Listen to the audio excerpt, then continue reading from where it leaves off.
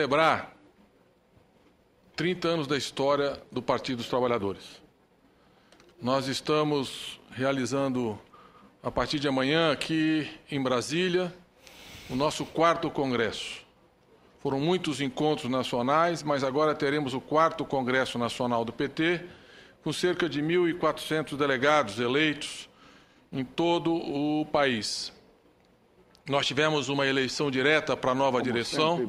No PT, a direção é sempre eleita pelo voto direto, secreto, universal.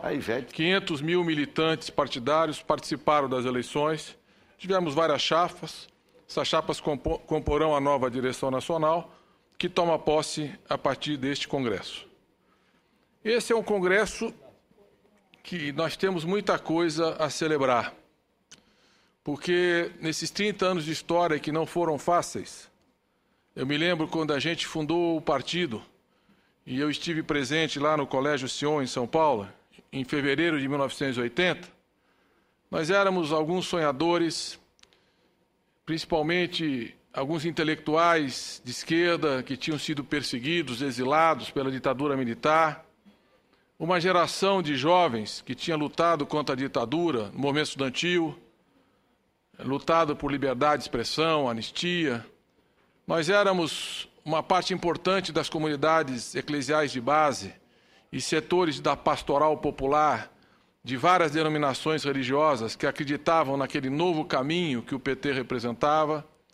Nós éramos, sobretudo, sindicalistas, que tinham tido um papel histórico muito importante a partir das grandes greves operárias no final dos anos 70, onde algumas lideranças históricas, especialmente Lula, se apresentam ao país questionando o regime militar, organizando os trabalhadores, lutando por condições de vida, por democracia, e a conjunção de todos esses elementos, dos movimentos sociais, dos movimentos populares, dos sindicalistas, daquela esquerda que na resistência e na clandestinidade lutou contra a ditadura, de intelectuais como Florestan Fernandes, Paulo Freire e tantos outros que contribuíram decididamente para a construção desse projeto que agora nós celebramos 30 anos. Não foram fáceis esses 30 anos. Primeiro derrotar a ditadura, depois dizer que era importante que um partido, numa época que só tinham 2 partidos, oposição e situação, que era importante construir novos programas, novos caminhos. E o PT tinha uma ideia muito forte, que os trabalhadores tinham que ser sujeitos da sua história e que o Brasil, para poder ter distribuição de renda, inclusão social, o país para diminuir a concentração da renda, da riqueza, do poder, precisaria que os trabalhadores tivessem um papel protagonista na história do Brasil. E essa era a mensagem fundamental que os sindicalistas traziam, especialmente a qualidade da liderança de Lula, que já naquela época era um talentoso líder sindical. Nós fundamos o PT e eu me lembro já em 82, eu participei da coordenação da campanha do presidente Lula para governador de São Paulo. Ajudava a fazer o programa de governo, junto com o Paulo Freire, que dava aula comigo na universidade, na Pontifícia Universidade Católica de São Paulo, morava ali num prédiozinho atrás da universidade, um intelectual cujas palavras eram sempre quase que uma poesia, e lutando, educando o povo numa visão libertadora, criativa, nos ajudava nessa tarefa. Perseu Abramo, que era também um jornalista comprometido com as causas dos trabalhadores, com a luta pela transformação da sociedade.